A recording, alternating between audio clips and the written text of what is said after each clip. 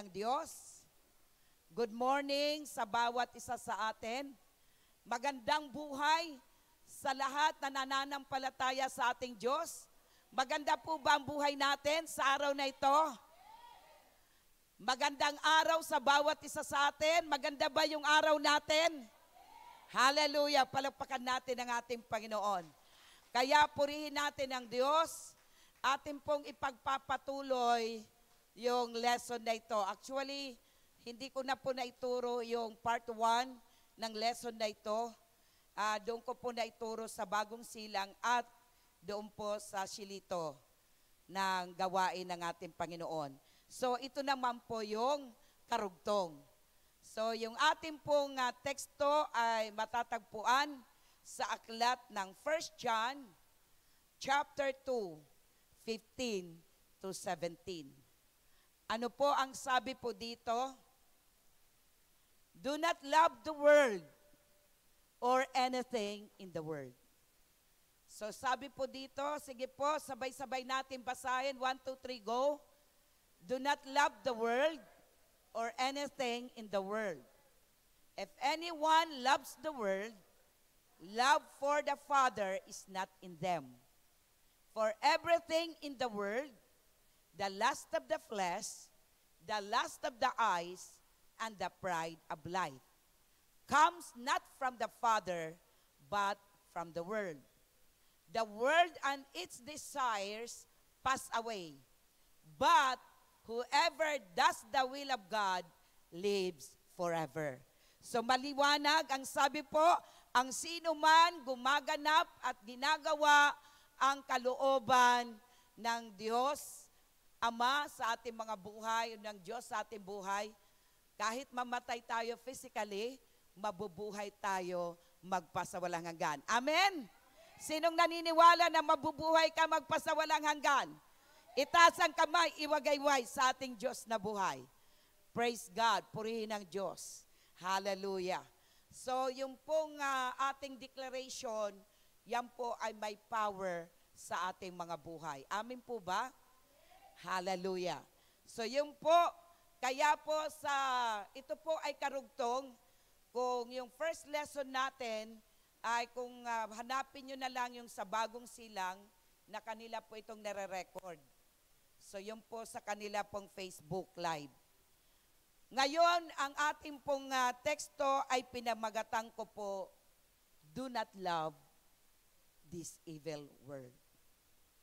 Huwag natin mamahalin ang masamang mundong ito. Huwag na huwag. Yan po ang sinasabi sa nabasa. So, ipinagbabawal ng salita ng Diyos yung pagmamahal sa mundong ito.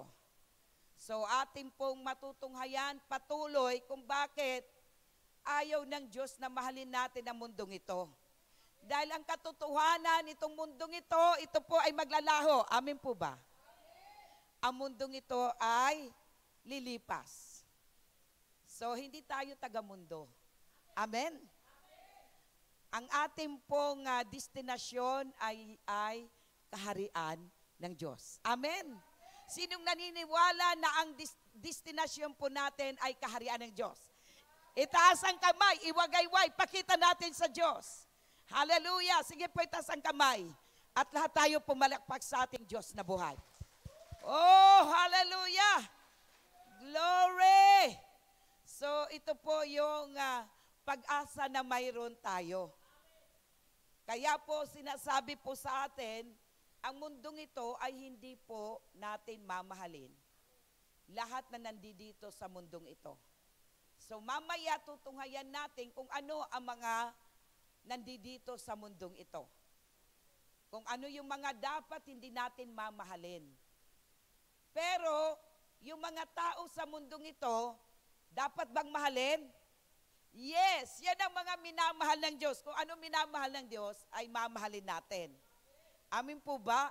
Ang kapwa-tao natin, yun po yung mga minamahal. Kahit na ba mayroon pong yung mga tao ay kaaway mo sila, the more. Sabi nga po ng Panginoong Jesucristo, love your enemies. So minamahal ang kaaway. So kapag minahal mo ang kaaway, mayroon ka pa bang kaaway? Wala na po. Palakpakan natin ang ating Diyos. Ganun po ang magaganap sa ating mga buhay. Kaya po sa umagang ito, papuri sa ating Panginoon. Tayo po ay binigyan po ng siguro 3 punto ng patungkol sa do not love this evil world. Yung dapat hindi natin mamahalin ang mundong ito. So, ang mga tao sa mundong ito ang mamahalin. Kasi yung mga tao ang nilikha ng Diyos, nakawangis niya. So, tingnan mo yung katabi mo. Yan ay kamukha ng Diyos yan. Yan dapat ay kawangis ng Diyos. Katulad ng Diyos. Nare-reflect ba ang mga mukha nyo? Nare-reflect ba ang Diyos sa mga mukha nyo? Tingnan nyo nga mabuti. Sige nga po kung nakikita yung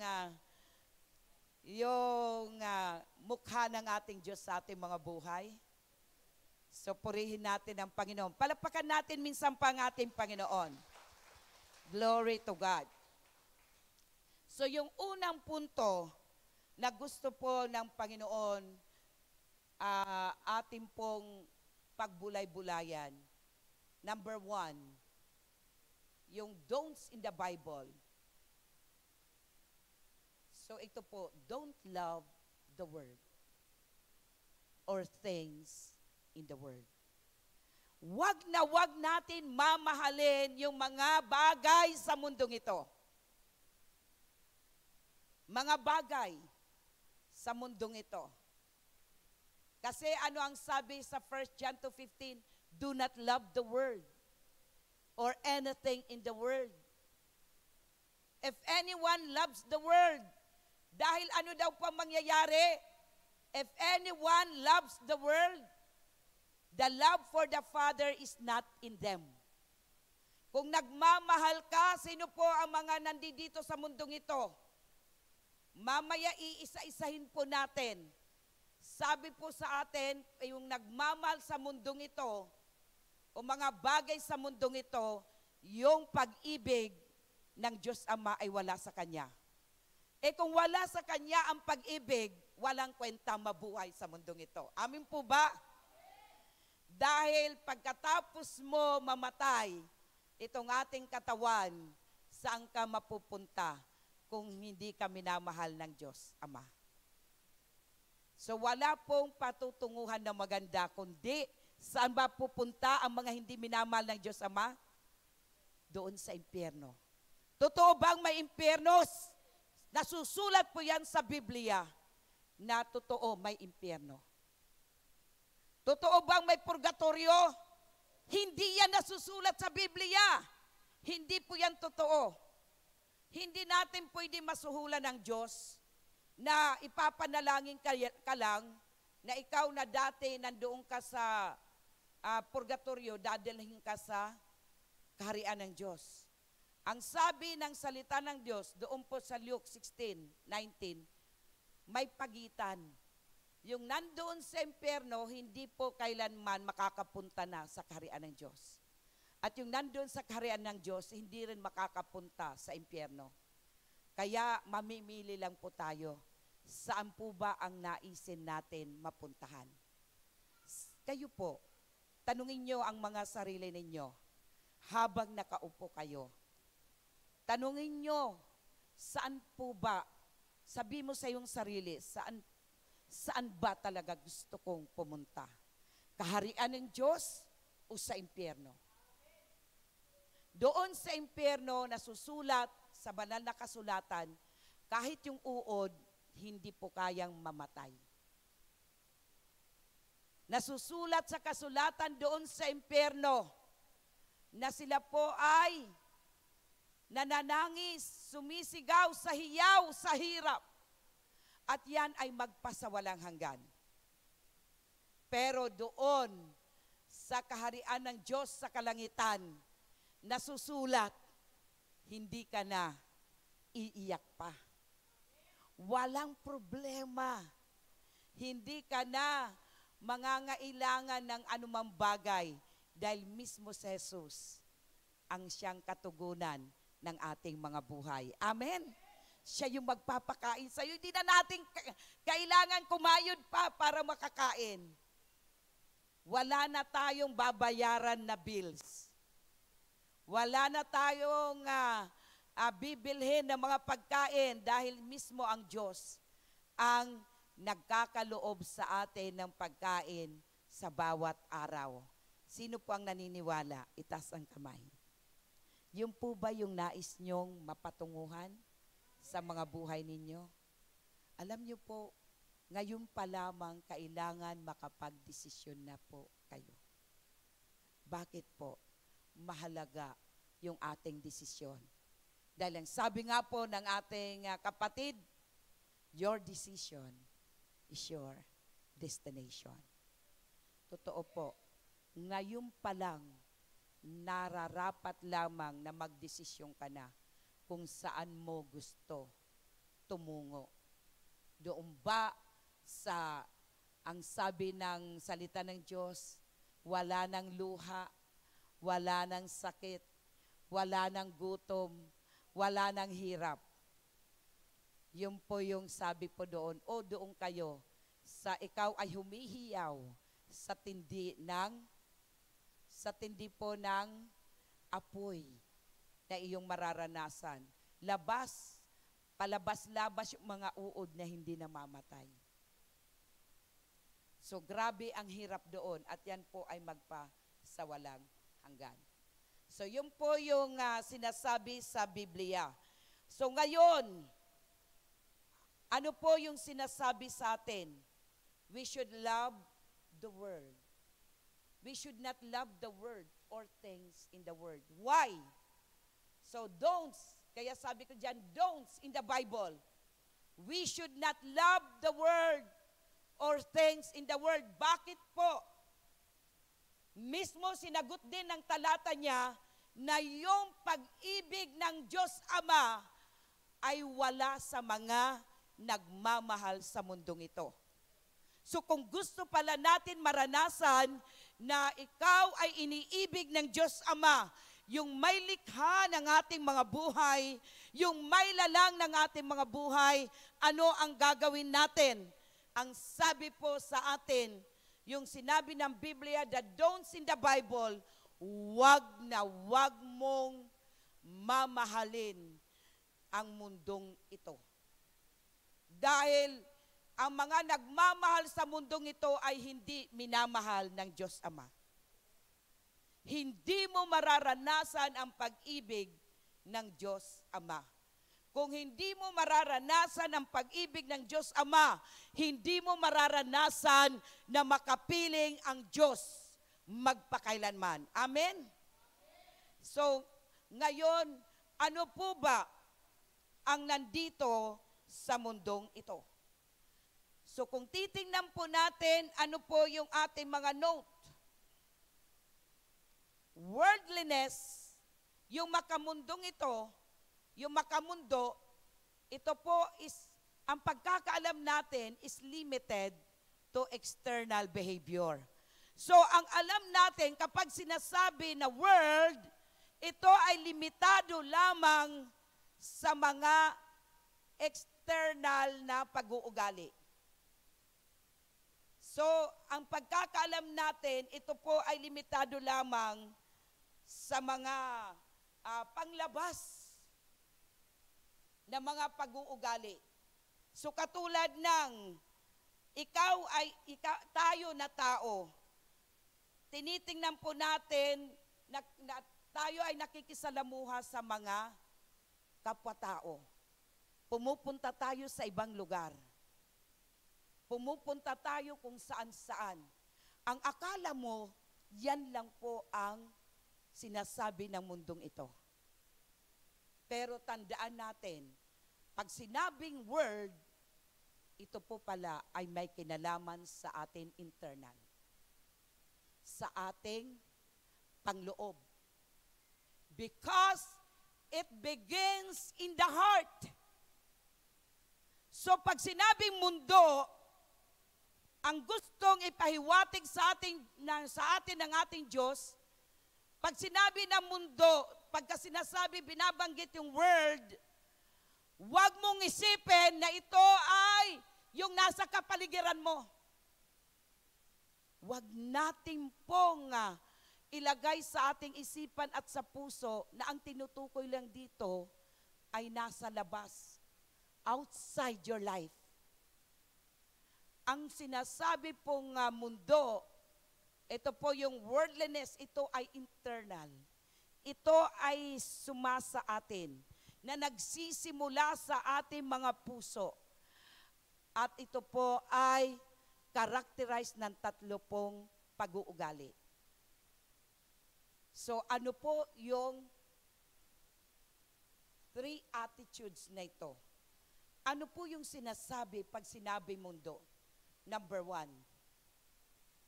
the desire of the flesh. O kanina yung ating text, the lust of the flesh.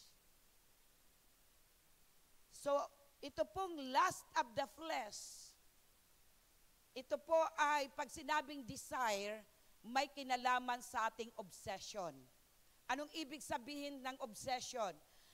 Something about which one is constantly thinking or concerned. Kapag, kumbaga, kung saan ka ba na-obsess? Pag sinabing obsession, yung isang bagay na kung saan nananatili yung pag-iisip mo, doon nakatuon ang kaisipan mo. O doon nakatuon, yung concern mo ay doon sa mga bagay na yan. Saan ba ang concern mo? Sa iyong karir? Sa iyong profession? Sa iyong kayamanan? Sa iyong mga magulang? Sa mga bagay-bagay na nakikita nyo sa iyong tahanan? So saan ka ba obsessed? Saan ba nakatuon ang iyong kaisipan? So kung saan nakatuon ang iyong kaisipan, doon sinasabi po na ikaw ay may obsession. Saan ka ba concerned? Concerned ka ba sa mapupuntahan ng kaluluwa natin? Dahil ang katotohanan, ang kaluluwa natin ang haharap sa paghuhusga ng Diyos. Dahil yung katawan natin na ito, gaano ka mang kaganda, gaano ka mang kagwapo, yan pagdating ng araw, babalik yan sa alabok. Amin po ba? Kahit ano pang ilagay natin sa ating mga mukha, kahit ano pa ang inumin natin ng mga vitamins, kahit ano pa ang ating pong kainin, maingat ka man kumain, darating ang araw na ikaw pa rin ay, yung katawan na yan ay babalik sa alabok. Bakit po kailangan bumalik sa alabok? Dahil nanggaling yan sa alabok. Hindi yan ang gustong makasama ng Diyos.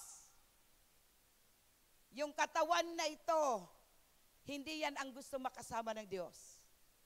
Ang gusto makasama ng Diyos, hindi yung alabok, kundi yung kaluluwa mo na nilikha, yung nilikha na kawangis ng ating Diyos. Amin po ba? So kaya babalik. Lahat po, sa Biblia, mayroong 2 tao na hindi po nangamatay. Pero nung binasa ko sa Revelation, sino po yung hindi namatay? Si Enoch at saka si Elijah. Basahin mo sa Revelation. Alam nyo po, sila po pagdating ng araw, sila rin po ay babalik dito sa lupa at doon nila mararanasan ang kamatayan. Yun po yung sa mga huling panahon na po yun. Dahil kailangan talaga na ang tao ay bumalik sa alabok dahil doon tayo nanggaling. At hindi yan ang gusto ng Diyos makapiling. Ang gusto ng Diyos makapiling, yun talagang kawangis niya. Amen? Yun talagang kamukha niya. So yung ating espiritu, kapag tumanggap tayo kay Jesucristo, yan naman, sabi sa Ecclesiastes chapter 12, verse 7, babalik yan sa Diyos. Kasi yan ay sa Diyos. Ang Diyos ay Espiritu. Tama? Kaya bumabalik yan sa Diyos. Kaya po, yung huhusgan sa atin, yung ating mga kaluluwa. So yun ang ating pagsisikapan. At itong kaluluwa na ito, pagdating ng araw, ay gagawan din ng Diyos ng katawan. Kaya lang ang katawan na yan ay hindi na nabubulok, hindi na namamatay. At ang tawag sa katawan na yan ay glorified body. Na katulad ni Jesus Christ, pag ikaw po ay may glorified body, kahit na may building, tagus-tagusan yan. Kahit nakasarado yan, makakapasok ka. So excited na po ba tayo? So yun ang gusto ng Panginoon. Kaya po, ang sabi ng ating pong pinag-aaralan na yan, pinagbabawalan ng Lord, wag natin mahalin ang mundong ito. Kasi ano ang mga nandito sa mundong ito? Una, desire of the flesh. Doon sa verse 16. 1 John 2:16.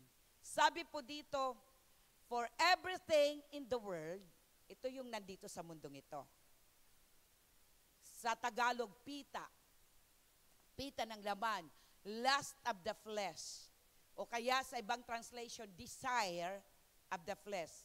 Mga nasa ng ating katawang lupa. The lust of the eyes and the pride of life. Yung po yung nandito sa mundong ito. It comes not from the Father, but from the world. So ito po yung nandito sa mundong ito. Yung pita ng ating katawan, yung pita ng ating mga mata, at yung mga pride of life. Alam niyo po ba, walang tao na walang pride. Sino ang nag-a-agree sa akin? Itaas ang kamay. Iwagayway. Ulitin ko po, sa mga hindi nagtaas ang kamay, walang tao na walang pride sa kanyang buhay. Naniniwala po ba tayo? Kahit na ikaw yung pinakapangit, kahit na ikaw yung pinakamahirap, pinakapangit ka na, pinakamahirap ka na, mayroon pa rin pride sa buhay. Amin po ba? Sino nag-a-agree? Pumalakpak sa ating Diyos. Praise God! So, yun po ang sinasabi na yun ang mayroon sa mundong ito. Kaya po, ang sabi ng Panginoon, huwag natin yan mamahalin. Ano ang hindi natin mamahalin? Ito po yung nasa ng ating laman. For everything in the world, the lust of the flesh, lust of the eyes, and the pride of life. Hindi yan galing sa Diyos. Galing yan sa mundong ito. Kaya ikaw at ako, sinasabihan ng salita ng Diyos, huwag natin yan mamahalin. Hindi po yon ang mga dapat mahalin. So kapag sinasabi natin, desire of the flesh, ano po yung itinutukoy po dito? Yung desire of the flesh. Ito po yung mga enjoyment, obsession in enjoyment or satisfaction in physical desire. Pag sinabi po, desire of the flesh, nasa ng laman. Pita ng laman. Ito po yung obsession. Ano nga ulit yung obsession? Di ba dinefine natin? Pag sinabing obsession, something about which one is constantly thinking or concerned. Something about which one is constantly thinking or concerned. Ano ba yung iniisip mo? Kaya nga sabi ng Proverbs, kung ano ang iniisip mo, yun ka. Kung ang iniisip mo, maganda ka. Maganda ka. Kung ang iniisip mo, anak ka ng Diyos, naniniwala po ako, hindi po kayo mabubuhay na kahit mahirap ka, hindi ka mamamatay na mahirap pa rin. Amen! Hallelujah! At kung ikaw ay naniniwala, kung ano yung iniisip mo, kung iniisip mo na ikaw ay papayat, maraming tumawa. Kung iniisip mo, ikaw ay papayat, ano sa palagay mo? Papayat ka ba? Kung ano lang iniisip mo, yan iniisip mo. Kung wala ka naman aksyon, papayat ba tayo?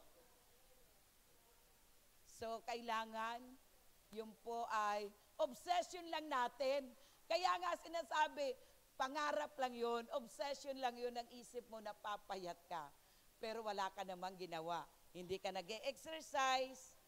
Kung kumain ka naman, ay kandamakmak. So, yun po. At ano pa? Ikaw ay nagpupuyat. Nakakataba kaya yung nagpupuyat? Tama ba?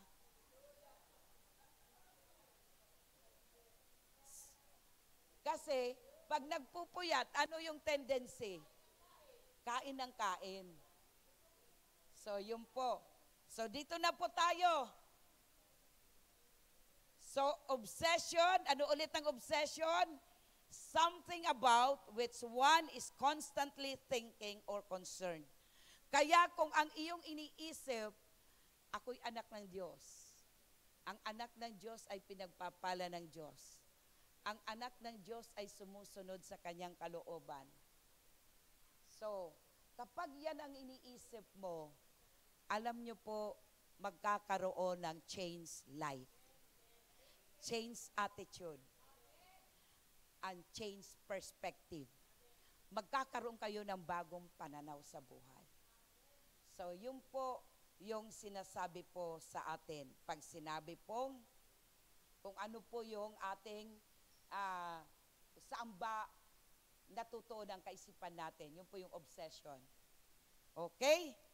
So, yun po. Kaya sabi po, desire of the flesh, kung ang ating pong tinutuunan, yung obsessed tayo, yung obsession, or in enjoyment, or satisfaction, doon sa mga physical desires. Ano ba yung gusto mo sa iyong laman? Ano ba yung concern mo sa iyong laman? Kaya di ba maraming beauty products? Marami pong mga kung ano-anong nagsusulputan na pinapatulan naman natin. Kasi ang gusto natin, maganda tayo sa paningin natin. Huwag na lang sa paningin niyo sa mga may asawa. Dahil di na ako ngayon naniniwala. Marami pa rin, kahit sabi ko, bakit kaya yung lalaking yan? Naghahanap pa ng ibang kerida. Maganda naman asawa niya. So wala po yun. Wala pala sa ganda. Saan ba siya na-obsess? Saan ba niya gusto ang kanyang physical, yung kanyang katawang lupa? Doon ba sa sinabi, collect and select the best? Saan ba tinutuunan yung kanyang laman? So kung ano ang pinagtutuunan ng iyong laman, na kung sinasabi mo, yung laman na ito, kailangan masupil ko para maksunod ko yung kalooban ng Diyos. Ano ang gagawin ng laman kong ito? Ikaw laman, ikaw katawang lupa, huwag kang kumain na, mag-fasting ka. Kasi sabi ng Lord, may espiritu, hindi kayang palayasin ng simpleng panalangin. Ang sabi po sa Matthew 26:41, kung di ako nagkakamali, mayroong espiritu, hindi kayang palayasin ng simpleng panalangin. Kailangan mo mag-ayuno, mag-fasting. Kailangan fasting and prayer. Kaya yun po ang dapat sasabihin mo sa katawan na yan. O, ayan ka na naman. Nagnanasa ka naman kumain. Nakapasting ka, tigil. Magpigil ka. Katawan, pigilan mo yung sarili mo. Dahil ang nasa ko ay maranasan ko na yung espiritu na hindi kayang sa panalangin ay magsipagtalsik, magsipag-alis sa buhay ko. Yun po ang sinasabi, ang katotohanan. May espiritu hindi kaya ng simpleng prayer. Kailangan prayer and fasting. So kung ang iniisip mo, yung mga espiritu na yan, maalis sa iyong isipan, dapat yung katawan na yan ay wag mo siyang pagustuhan sa pagkain. Kasi sa totoo lang, kapag nagpapasting ka, doon na kahit amoy lang, ang sarap kumain. Ang sarap uminom. Amoy pa lang. Para ba sa totoo lang, pag kinain mo naman, di naman pala. Sino ba nag-fasting dito na, so naamoy mo, tapos na-tempt ka ngayon? Kasi andoon ka ngayon sa desire of the flesh. Ang desire ng flesh mo, kumain, matulog, at magpakasaya. Tama ba? Ang gusto ng katawan natin, kumain, matulog, magpakasaya. Ang gusto ng ating laman, gusto mo, yung katawan na yan, maraming pera. Gusto mo yung katawan na yan, walang problema. Di po ba? Yan ang gusto natin. So, hindi po yan kaya ng panalangin lang. Kailangan po mag-ayuno. Kaya ngayon, itong desire of the flesh, yung iniisip mo, lahat ng yon, isipin mo na kailangan mo pala mag-pray. So dadagdagan mo pa ng fasting para yung desire, yung nasa ng laman mo, mapagtagumpayan. Kasi yan po ang nandito sa mundong ito. Yung nasa ng laman, yan ang nandito sa mundong ito. At hindi yan ang minamahal ng Diyos. Ang minamahal ng Diyos, ito ating kaluluwa, makapiling ng ating Diyos. Amen? So, palakpakan natin ang ating Diyos na buhay. So, yun po, pangalawa, the desire of the eyes. The desire of the eyes. Pag sinasabi natin, desire of the eyes o lust of the eyes, craving and accumulating things or materialism. Sino ba dito ang hindi nagnanais na magkamal na maraming material na bagay? Mayroon ba? Itaas ang kamay yung hindi ka talaga nagnasa na magkaroon ka ng maraming pera. Magkaroon ka ng mga material na bagay. So mayroon po ba dito mga ngahas na masasabihin mo, wala na ako sa bagay na yan. Eh kung wala ka na, di ba, katulad ng sinabi ng the rich fool sa Biblia, sabi niya, mayroon siya lahat. Sabi niya, sinunod na niya yung 10 Commandments. Anong sabi ng Diyos sa kanya? Ibenta mo ang iyong ari-arian, ipamigay sa mahirap. Anong ginawa niya? Tinalikuran niya ang Panginoong Hesukristo. Kaya, in short, sa ating puso at sa ating kaisipan, naka-instill na po na lahat ng tao na nandito sa lupang ito ay mayroon talagang tinatawag na craving, pagnanasa, na magkaroon siya ng maraming bagay. Makamtan niya ang maraming pera. Makamtan niya ang mga ari-arian. Wala akong nakita sa mundong ito na walang naghangad, na wala siyang bagay. Katulad ngayon, kahit pinakamahirap, ano ang kanyang ninanais na makamtan? Cellphone. Kahit mahirap, nagnanasa talaga ang tao magkaroon ng cellphone. Kasi kung walang cellphone, hindi ka in. Tama? Sabi nila, kung walang cellphone, parang hindi ka tao. Ang tindi naman yon. So, ito po yung nandito sa mundong ito. So, ulitin ko po, huwag kayong maniwala dyan. Kung wala kang cellphone, hindi ka tao. Dahil ang ibig lang nila sabihin, walang tao na hindi ngayon nagnanais na magkaroon ng cellphone. Amen? Basta may kaisipan ka na, nagnanasa ka na magkaroon ng cellphone. So yun po, kaya yun po ang desire of the eyes. Ito lahat na ito ay kasalanan na ginawa ni Eva. Na kinonsinti naman ni Adan. Kung yan ay sinaway ni Adan, sino lang mapaparusahan? Yung babae. Di po ba? Dapat tayo lang mapaparusahan, hindi si Eva ay si Adan. Konsentidor pala si Adan. Kaya lahat na po tayo ay naparusahan. Kaya yun po yung sinasabi, desire of the eyes. Natural lang sa bawat tao na nagkakaroon ng pagnanasa na magkamit, magkamal ng bagay, magkamal ng material na bagay sa buhay. Amen? Ito man ay pera, gamit, bagay o anuman yan.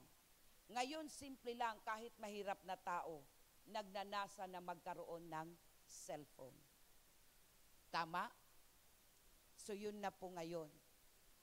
Tapos, yan po yung nakamtan yan po yung minana natin kay, sino po? Minana natin kay Eva at kay Adan.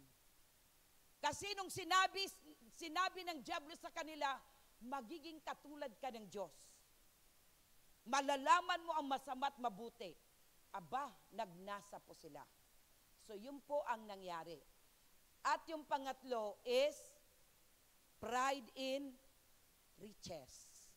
So, ulitin ko po, kahit ikaw po yung pinakamahirap, kahit ikaw na po yung pinakapangit, ikaw pa rin, lahat ng tao ay may pride. Am I right? Kayo ba'y naniniwala na lahat ng tao ay may pride sa buhay? Pero di ba, mahirap ka na nga, grabe pa ang pride. Alam niyo ba, mas maraming ma-pride sa mga may hirap?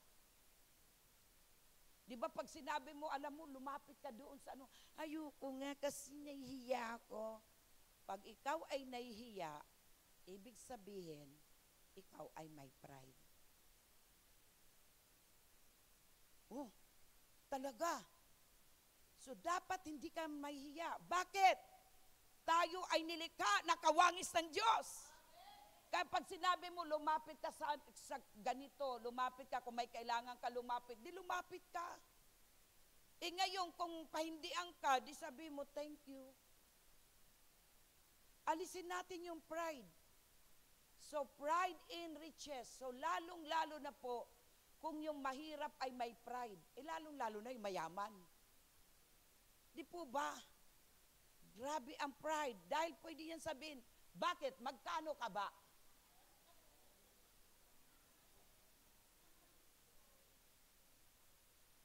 Tumataas pa yung leeg. Magkano ka ba? Kasi andoon yung yaman niya. Kaya po, in short, obsession with one's importance. So ito po, obsession in one's importance so ito po ay, kumbaga, ang concern mo, yung importante ka. So, importante ba yung kayamanan? Importante ba yung kayamanan sa buhay? Aba, ang hirap naman kaya yung maging mahirap. Kung pamimiliin ka, saan po kayo? Maging mayaman o maging mahirap? So, palagpakan naman natin ng Diyos. Narinig tayo ng Diyos, ha? So, yun po. Ngayon, di po ba tayo, minsan, sinasabi natin, iniimbitahan ka na, sasabihin mo, ayoko nga pumunta doon.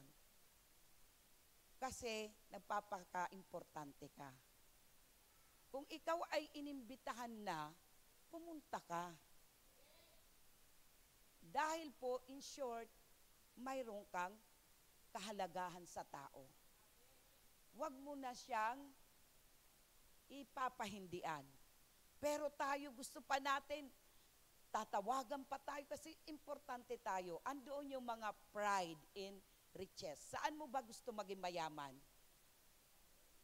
So maraming bagay. Usually, ang tao ay nagkakaroon, gusto niya maging mayaman sa mga bagay material. So pag marami tayong bagay material, nandoon ang pride. So saan ka mayaman, nandoon ang pride. Kaya po ito yung mga nandito sa mundong ito. Ito yung pride in riches, obsession with one's importance. Yung concern mo na sabi mo ikaw ay mahalaga sa kanya. Yung concern mo na ikaw ay importante sa kanila. So mga kapatid, mula sa araw na ito, dapat kung sinasabi natin, kung itong mga bagay na ito na nandito sa mundong ito, so ito po yung lust of the eyes or desire of the flesh, desire of the eyes or lust of the eyes or pride of life, alam niyo po, ito yung mga bagay na ayaw ng Diyos manatili sa atin. Gusto ng Panginoon, tanggalin natin ito. Dahil kung dito tayo nabubuhay, hindi ang pag-ibig ng Diyos Ama wala sa atin. So yun po yung gustong ipahiwatig sa atin ng Diyos. Okay. Next. Tingnan po natin yung mga temptations. Si Eve, tinempt ni Satan. Bakit po? Doon nakapasok yung desire or lust of the flesh, lust of the eyes. Di ba yung sinabi niya, ang sabi ng Panginoon, wag silang kumain. So anong ginawa niya? Pinitas niya. Kinuha niya. Desire of the flesh. Kaya minsan ganun tayo. So doon sa Genesis 3:6, doon ipinakita at yung mga following verses na si Eve ang pinakapasimuno. Yung babae na unang nilikha mula sa tadyang ni Adan ang ginamit ng dyablo para po mangyari ito pong tinatawag na nandito sa mundo. Ito pong word na ito ay ang babae ang ginamit ng dyablo. Kasi yung babae na yan, si Eva, actually hindi naman talaga sa kanya. Hindi siya direct na sinabihan ng Diyos. Ang sinabihan ng Diyos yung lalaki. Kaya lang, nung nakita po, nakikipag-usap ito si Eva sa matandang ahas, kumakatawan kay Satanas, may ginawa ba siya? Wala siyang ginawa. So, assumption po ng Panginoon, dahil wala siyang ginawa, hindi niya sinaway, dapat sinasaway. Wala siyang ginawa. So, ang assumption ng Panginoon, parehas na rin ang kanyang puso kay Eva. Kaya nung binigyan siya pinakain, kinain ba niya? Kinain po niya. So yun po. Pero sa Matthew 4, 1-11, tinempt ba si Jesus? Si Jesus Christ nakaranas din ng temptation. Tama? Pero pinatulan ba niya? Nung sinabi ng dyablo sa kanya, ni Satan, sambahin mo lamang ako, ibibigay ko ang mga bagay sa mundong ito. Kaya yung mga bagay sa mundong ito, sino may pag-aari? Si Satan na. Kasi yan po ay nakuha niya yung dominion mula sa pagkakasala ni Adan at saka ni Eva. Pero good news, nung si Jesus Christ, siya po ay namatay sa krus ng Kalbaryo at muli siyang nabuhay. Ano ang sabi ng Diyos? Binili niya. Kaya kasama na po tayo binili ng ating Panginoong Kristo. Na mula sa ating pong pagkakasala, ikaw at ako pinatawad na ng Diyos. Sino po bang naniniwala na pinatawad ka na ng Diyos? Palakpakan mo ang ating Diyos. Lahat na minana ng kasalanan natin kay Adan at kay Eva, lahat yan ay pinatawad na ng Diyos. At yan din po ang nananalaytay na kasalanan natin lahat. So yung kasalanan ni Adan at saka ni Eva, dumadaloy lang yan. Pero walang pinagkaiba. Pero mga kapatid, maniwala tayo na yan ay kasama na pong tinubos ng Panginoong Hesukristo. Na pagtagumpayan po yan ni Jesus Christ.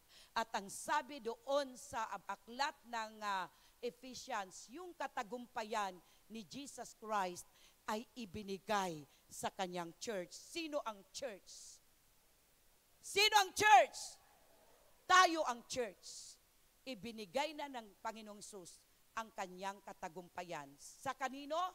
Sa bawat isa sa atin. Palakpakan natin, malakas na palakpak sa ating Panginoong Hesukristo. Glory to God. So, yun po. And then, next, yung pangalawa. Okay. Sige, doon muna tayo sa tests. So, ngayon, dito po sa temptation, mayroon pong tests na ating pinagdadaanan. Ano yung tests na yan? Kumbaga, nagsusulit tayo of what we value of or of what we value for. Saan, ano po ba yung mahalaga sa buhay mo? Ano ba yung pinapahalagahan mo sa buhay mo? Ano ba yung pinamahalaga sa buhay natin? Alam niyo po, kung ang pinapahalagahan natin sa buhay natin, yung mga bagay na material dito sa buhay na ito, malulugi ka. Dahil ang gusto ng Panginoon, ano dapat, saan natin itutuon ang ating isipan, saan natin itutuon ang ating puso, saan natin ang ating itutuon ang ating buhay. Dapat doon tayo sa God's values. Tama? Kung ano ang maka-Diyos, doon po tayo. Amen? At dapat hindi doon sa word values. Yung nandito sa mundong ito. Kasi ilagay mo sa puso't isipan mo na ang nagmamahal sa mundong ito ay hindi minamahal ng Diyos Ama. So ano ang nandito sa mundong ito? Yung lust of the eyes, pita ng laman, pita ng mata, at pita ng pride of life. So gugustuhin niyo pa ba na magkaroon tayo ng pride? So kung magkasala ka, aminin yung kasalanan, humingi ng tawad, kung patawarin ka, at hindi, importante, nagawa mo na yung God's values. Amen? Huwag natin pilitin kung hindi tayo patatawarin ng mga taong nagkasala sa atin. Basta what is important sa puso mo, sa isipan mo, kung nagkasala ka, inaamin mo ang kasalanan mo, hinihingi mo ng tawad sa Diyos, at hinihingi mo rin ng tawad sa mga tao na pinagkasalanan mo. Amin po ba? Kasi dapat wala na tayong pride. Wala na po yung yabang. Dahil ang sabi po, God opposes to the proud, but gives grace to the humble. Gusto niyo po ba maraming biyaya ang Diyos? Dapat wala sa atin ang pride of life. Amen? So, kaya examinin natin yung mga sarili natin. Kung saan po kayo nakatuon. Sa kalooban ba ng Diyos o kalooban ng mundong ito. So yun po ang dapat natin pagtuunan. Okay, next slide. So number 2, ano po yung sinasabi dyan? The world and its desires is passing away. Verse 17, ano po ang sabi po dyan? Basahin natin. Dito sa mundong ito at yung nasa ng ating mga buhay, yan ay lumilipas. Yun ang sinasabi sa verse 17 ng 1 John chapter 2. Ano ang sabi niya? The world and its desires pass away. But whoever does the will of God lives forever. So kung ang mga nasa natin doon sa lust of the eyes, lust of the flesh, pride of life, yan po lahat ay lilipas. Yan po lahat ay lilipas. May katapusan. Mayroong kang paghina. Mayroong kang pagtanda. Kaya tingnan nyo, di ba, kahit ikaw na yung bilyonaryo, ikaw na yung pinakamayaman, darating isang araw, iiwanan mo lahat yan. So mayroon po akong narinig na kwento na yung isang mayaman ay bilyonaryo ata ito o millionaire. Itong mayaman na ito, alam nyo po na naggumawa siya ng last will and testament na yung kanyang kayamanan ibinibigay niya hindi sa kamag-anak, kundi sa kanyang hardinero. At ito ay kinokontest ng kanyang mga kamag-anak. Bakit doon sa hardinero ibibigay? So nakita niyo po, at the end of the day, nagsikap siya maging mayaman. Naniniwala po ako, lahat yung mga mayayaman, hindi po tamad. Amin po ba? Naniniwala po ako na yung mga yumayaman ay yung mga masisipag. Pera lang yung mga drug lords. Pero masisipag din sila magbenta, di ba? Magpabenta, magpapatay kung kailangan. So yung mga magnanakaw, masisipag din magnakaw, di po ba? Basta yung mga yumayaman, nagkakamal ng mga bagay-bagay, mga masisipag. So pero mga kapatid, sabi po sa verse 17, the world, lahat ng bagay sa mundong ito lilipas, in short. Kahit na buhay natin, lumilipas. Amen? Kaya po mga kapatid, kahit ano pong ilagay natin sa mukha natin, lilipas din yan. Yung kagandahan na yan, lilipas din yan. Amin po ba? Yun ang sinasabi dyan. Kaya, ang sabi po sa atin, kaya ang sabi ng Panginoon, wag tayo dito sa mundong ito. Wag yung mga bagay sa mundong ito dahil isang araw lilipas yan. Kahit ikaw yung pinakamalakas, ikaw yung pinakamaganda, may pagkupas pa rin. Amen? So kahit ka magpabelo pa dyan, kahit anong gawin mo pa dyan, lilipas ka rin.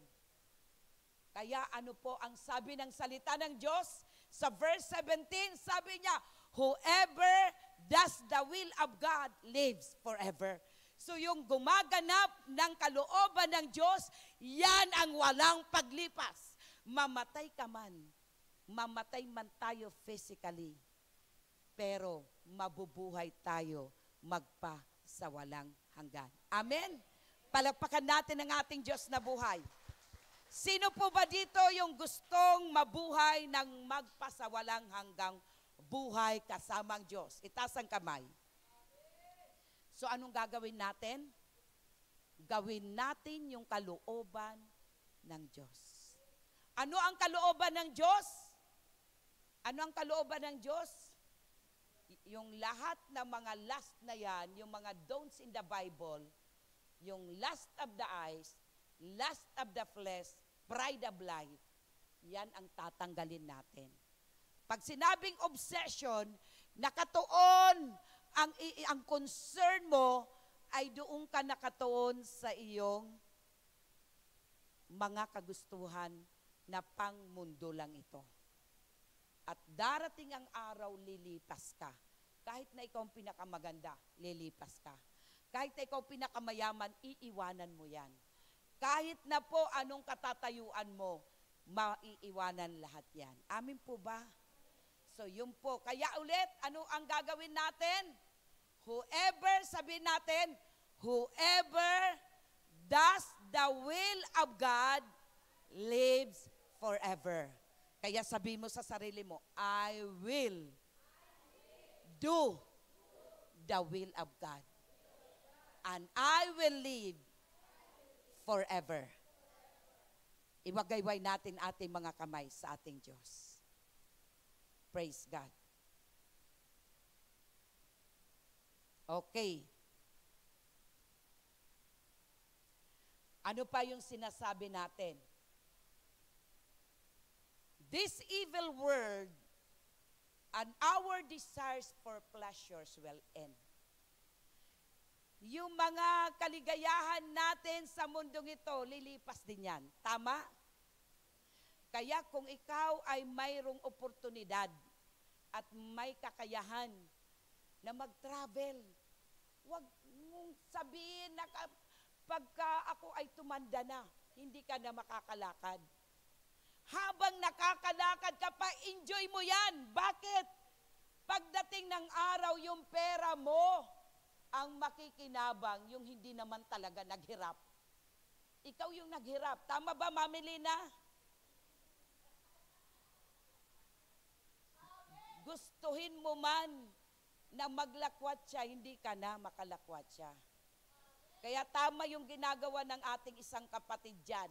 Habang may kakayanan, pumunta sa iba't ibang lugar. I-enjoy natin yung pagpapala na ipinagkatiwala sa atin ng Diyos. Amen! Oh, glory to God! Kaya po mga kapatid, pero wag naman sumobra. Paano pa yung sumobra? Ang inisip mo na lang ay magpakasaya. Pero hindi mo naisip na bago ka magpakasaya, dapat maging pasayahin mo muna ang Diyos sa buhay natin. Amen? So yun po, yung kapag nasiyahan ng ating Diyos, ano po ang sabi sa Psalms 37, verse 4, delight thyself unto the Lord, and He will give you the desires of your heart. So paligayahin muna natin ang ating Diyos sa mga buhay natin. Dahil ipagkakaloob ng Diyos ang mga nasa ng ating laman. So ngayon, ano po ang sabi po dito? This evil world and our desires for pleasures will end. Sino ang nag-a-agree na may katapusan talaga ang lahat ng bagay?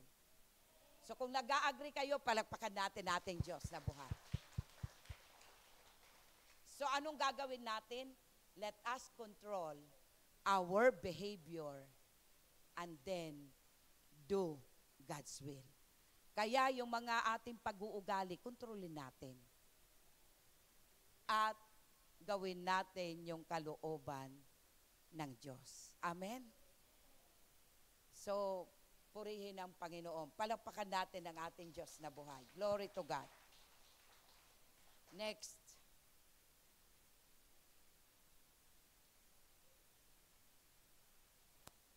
Okay.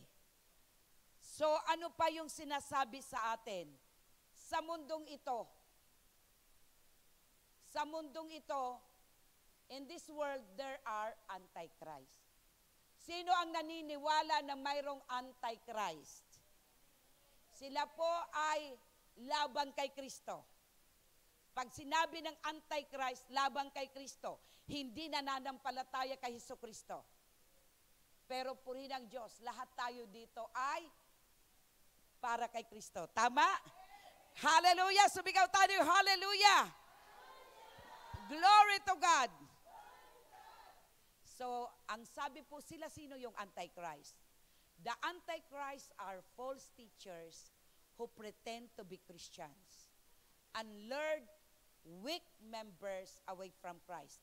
Yung mga Antichrist, sila po ay mga false teachers. Mayroon po ba yan dito ngayon na? Marami na po. Yung mga nangagtuturo na wala sa katotohanan, wala sa Biblia, ito po ang sabi sa kanila, sila po ay tinatawag na Christians. Marami po ang nagsasabi Kristiyano din sila. Pero ang katotohanan, hindi nila pinaniniwalaan si Jesucristo, na si Jesucristo ay Diyos. Ang paniniwala nila, si Jesucristo ay simpleng tao lamang. Si Jesucristo ay Diyos na nagkatawang tao. Yan ang katotohanan. So, itong mga taong ito na Antichrist, marami na yan dito naglilipana. At ang sisipag nila mag-evangelize. Hindi katulad minsan talo pa ang mga Kristiyano. Ang mga Kristiyano, porke sila po ay ligtas na, tatamad-tamad. Mga kapatid, tandaan niyo po, pag tatamad-tamad tayo, ang sabi ng Biblia doon sa Book of Ezekiel, magsusulit tayo sa kanilang mga dugo. Pananagutan natin sila. Kung itong mga Antichrist na ito, ang sisipag humayo, ang sisipag mangatok sa bahay, bakit tayo ang tatamad?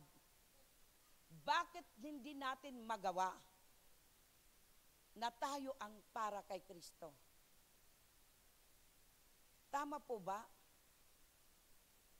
So ngayon pa lamang, i-repent natin yan.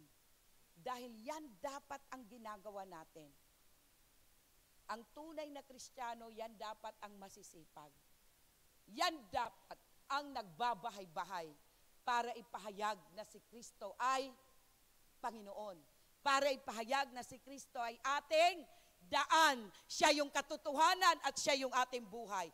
Na hindi tayo makakarating sa karya ng Diyos maliban kay Jesucristo. Yan ang katotohanan. Pero sino ang mga masisipag dyan maglalakad?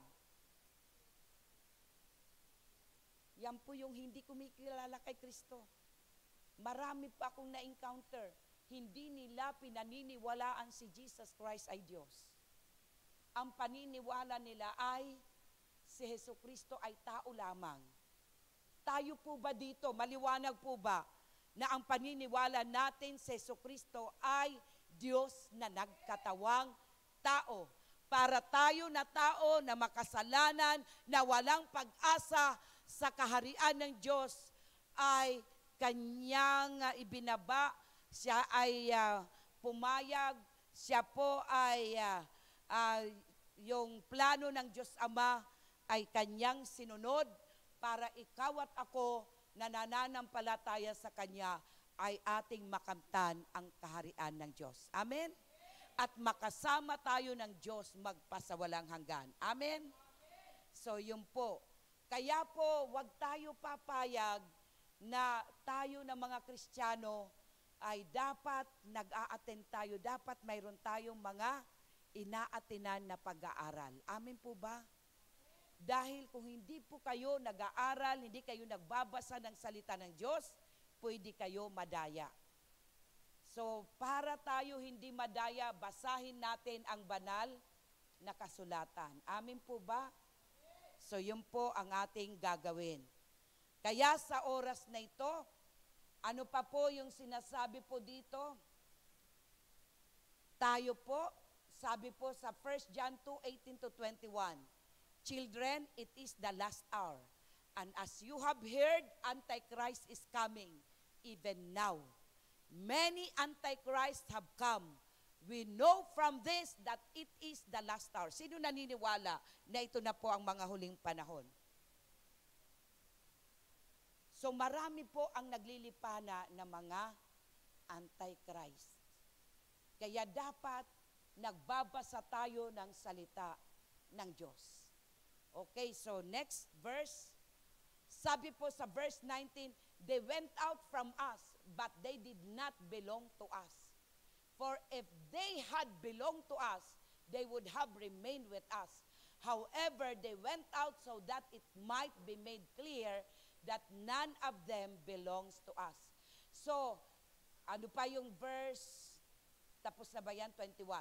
So, alam niyo po ba na itong mga Antichrist, sila rin po ay nakasalamuha ng mga Kristiyano.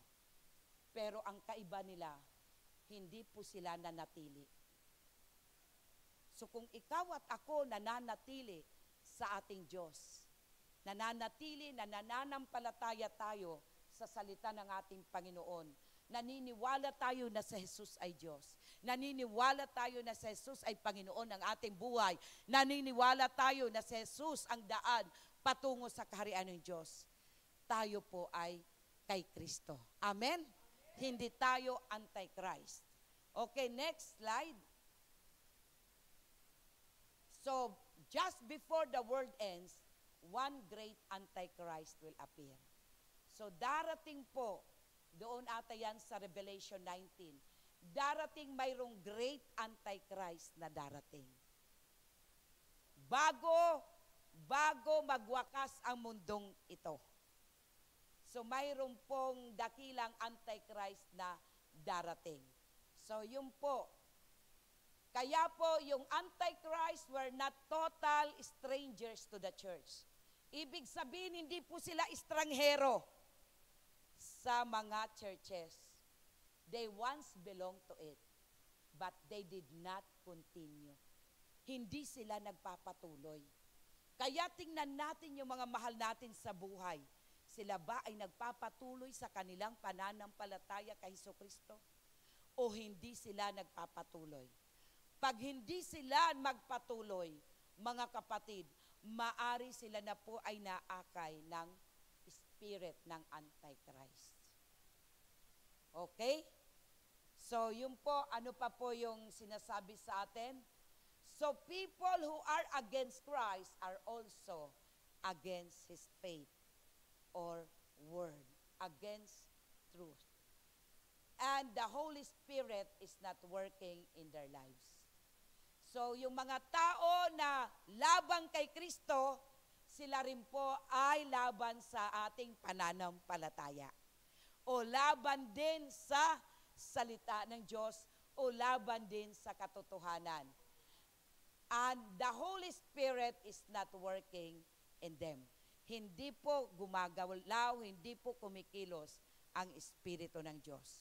So, paano mo masasabi na ikaw ay hindi po kayo kabilang sa Antichrist? Hindi kayo kabilang doon. Kapag nararanasan mo sa buhay mo na si Jesus, naniniwala ka na siya ay katotohanan. Siya yung daan. Siya yung buhay na walang hanggan. Amen? So kung naniniwala ka na si Jesus ay iyong, He is the way, siya yung daan, siya yung katotohanan at siyang buhay, hindi po tayo Antichrist. And praise God, lahat tayo na nandito ito, naniniwala po ba tayo that Jesus Christ is the way? Jesus Christ is the truth? Jesus Christ is life. At walang makaparuroon sa Diyos Ama maliban kay Jesucristo. Kaya ang ating pong kaparaanan para makapunta sa kaharian ng Diyos ay sa pamamagitan ni Jesucristo. Amin po ba? Palakpakan natin na malakas ang Panginoon. So ngayon, kapag hindi po tayo Antichrist, wala po tayong espiritu ng Antichrist, ano po ang gagawin ng Holy Spirit? The Holy Spirit will guide us. Siya po yung magtuturo, maggigiya sa ating mga buhay para kay Jesucristo. So yun po yung sinasabi sa John 16:13. Sige nga po, John 16:13, na si Holy Spirit ang mag-guide sa atin. Saan tayo i-guide? I-guide tayo na makilala natin ng lubusan si Jesus Christ. Ito yung sinasabi, when the Spirit of truth comes, kailan to darating? Nung tinanggap natin si Jesucristo as our Lord and Savior of our lives. So when the Spirit of truth comes, anong gagawin niya sa atin? He will guide you into all the truth. Saan po ba makikita ang katotohanan? Sa Biblia. For He will not speak on His own, but He will speak whatever He hears. He will also declare to you what is to come. So siya po ang magpapahayag sa atin. So, maliwanag po ba yan, mga kapatid? Kaya sa oras na ito, ano po yung next na atin pong dapat malaman? So ngayon, as a person who accept Christ as God's sons, and the Messiah accepts God the Father at the same time. So kung ikaw ay tinatanggap mo na si Kristo ay anak ng Diyos, at siya po yung ating Messiah, tagapagligtas ng ating buhay, tinatanggap mo rin ang Diyos Ama. Tama? So tinanggap na po ba natin si Jesus Christ? So kapag tinanggap na po natin si Jesus Christ as our Lord, as our Messiah, na siya'y anak ng Diyos, tinanggap na rin natin yung Diyos Ama. Amin po ba? So, ano po yung pag-asa natin? So, our hope, makikita natin doon sa 1 John 2, 26 to 27. Ano po yung pag-asa natin? Sabi po sa, okay, so basahin natin yung 1 John 2, 26 to 27. Okay, 1, 2, 3, go. I have written these things to you about those who are trying to deceive you. The anointing you receive from Him, from God, remains in you. And you don't need anyone to teach you. Instead, His anointing teaches you about all things, and is true, and is not a lie. Just as it has taught you, remain in Him. So ngayon, mga kapatid, sinasabi po sa atin ng ating Panginoon, ano po yung ating pag-asa? So mayroon po tayong anointing. So anointing saan nagmumula?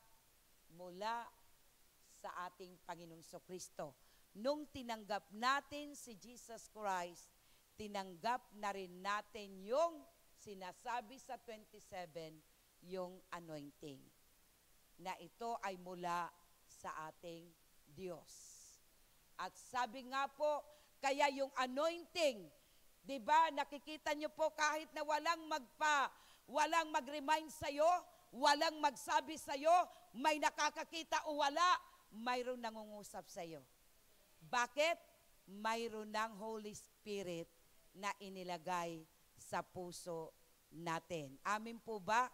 Bawat isa na nananampalatay kay Jesucristo ay binigyan niya ng anointing. So, ano po ba yung anointing na ito? Okay? So, ano po ba yung anointing? Na yung anointing, ito po ang tumutulong sa atin.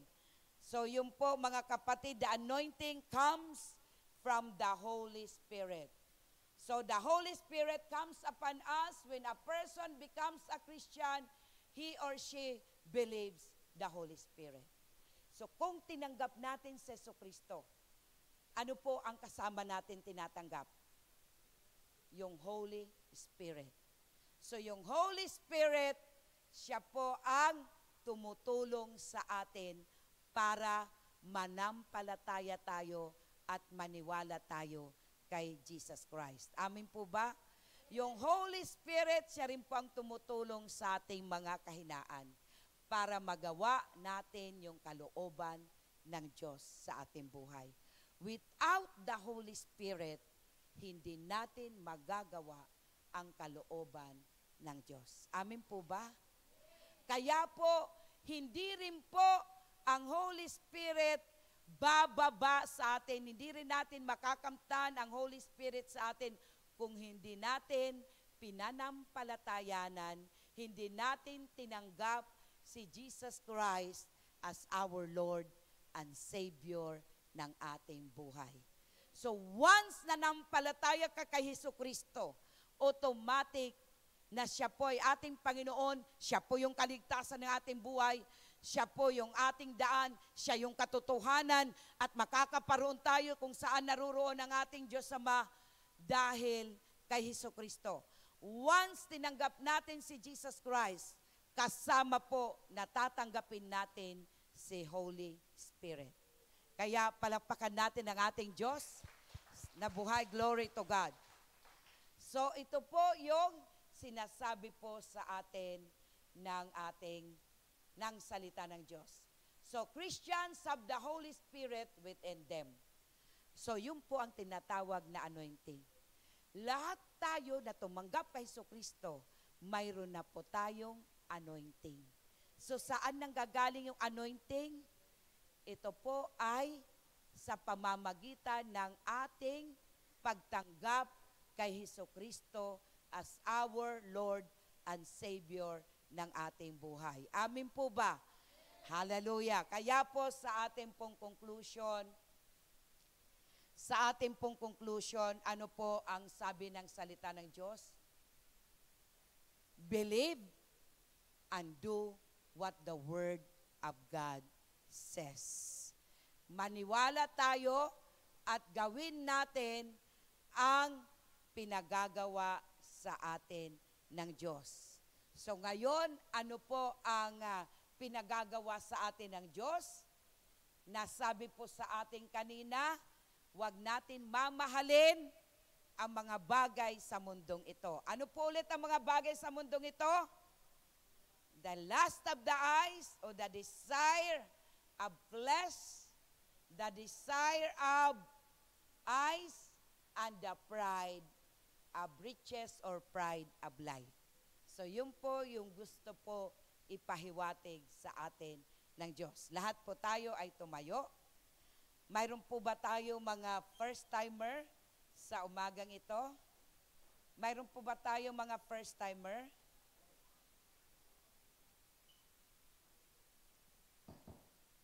Okay po. Sige po, tinatawagan ko po yung ating first-timer, si Miss Nora,